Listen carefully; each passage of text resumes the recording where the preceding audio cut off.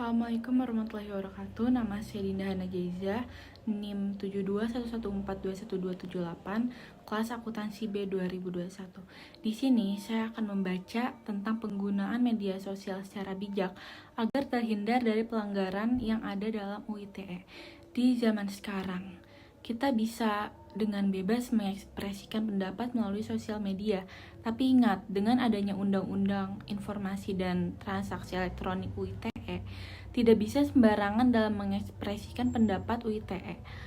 UITE adalah ketentuan yang berlaku untuk setiap orang yang melakukan perbuatan hukum sebagaimana diatur dalam undang-undang, baik yang berada di wilayah hukum Indonesia maupun di luar wilayah hukum Indonesia, yang memiliki akibat hukum di wilayah hukum Indonesia, yaitu di luar wilayah hukum Indonesia, dan merugikan kepentingan Indonesia. Memaksa dunia dan Indonesia mengadaptasi gaya hidup baru yang mengandalkan dukungan teknologi internet. Perubahan ini menghasilkan lonjakan jumlah pengguna sekaligus meningkatkan risiko keamanan digital. Perkembangan teknologi informasi dan lonjakan penggunaan media digital ini pun semakin menguatkan kebutuhan perlunya pemahaman terhadap literasi digital. Diketahui seseorang bisa dijerat dengan pasal 28 ayat 2 Undang-Undang Informasi dan Transaksi Elektronik atau UU ITE bila dengan sengaja dan tanpa hak menyebarkan informasi yang ditujukan untuk menimbulkan rasa kebencian atau permusuhan individu maupun kelompok masyarakat, seperti tidak melakukan yang dikenal dengan ujaran kebencian, yaitu tindakan komunikasi yang dilakukan oleh suatu individu atau kelompok yang hinaan. Lebih jauh apabila mengatakan ada beberapa langkah yang bisa dilakukan agar seseorang tidak sembarangan berkomentar di ranah digital. Pertama, harus membaca dan mengetahui keseluruhan konten. Kemudian, pastikan tidak berasumsi dan memahami isi terlebih dahulu. Selain itu, perlu juga berpikir sebelum memposting atau mengkomentari sesuatu dengan menanyakan ke diri sendiri, apakah hal yang kita sampaikan itu perlu dan apakah manfaat? Ya, tentu saja. Dan di sini saya akan menyebutkan hal-hal yang perlu dihindari saat bermain di media sosial agar tidak terkena jeratan hukum sesuai UU ITE. 1.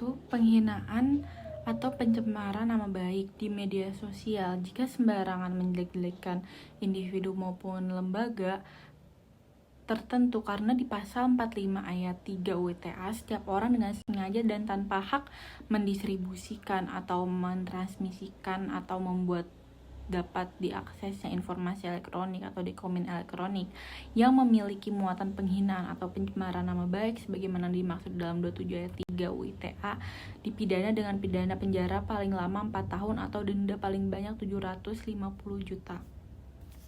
Yang kedua, melanggar kesusilaan. Pelanggar kesusilaan juga diatur dalam pasal 45 ayat 1 UITE.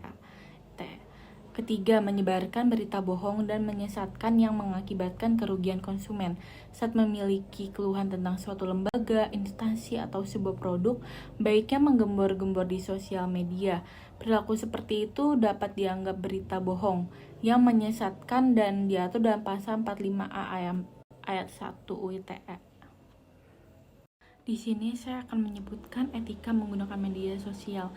Yang pertama, etika dalam berkomunikasi, menggunakan kata-kata yang layak dan sopan. Kedua, hindari sara dan pornografi, tidak menyebarkan informasi yang berhubungan dengan sara, suku, agama, dan ras, pornografi, dan kekerasan. Ketiga, konfirmasi kebenaran berita, cerdas dalam menangkap sebuah informasi. Keempat, menghargai karya orang lain, mencantumkan sumber informasi. Dan terakhir, membatasi informasi pribadi, jangan terlalu mengumbar hal-hal pribadi. Terima kasih. Sekian dari saya. Wassalamualaikum warahmatullahi wabarakatuh. Di sini saya akan membacakan poin penting penanganan UITE. Pertama, mengikuti perkembangan pemanfaatan ruang digital yang terus berkembang. Kedua, memahami budaya beretika yang terjadi di ruang digital. Ketiga, mengedepankan upaya proaktif dan preventif melalui virtual police dan virtual alert. Keempat, dalam menerima laporan dari masyarakat, penyidik harus dapat dengan tegas membedakan antara kritik, masukan, hoax, dan pencemaran nama baik. Dan terakhir, berkomunikasi dengan para pihak, terutama korban. Diwakilkan memfasilitasi untuk mendiasit. Sekian dari saya. Wassalamualaikum warahmatullahi wabarakatuh.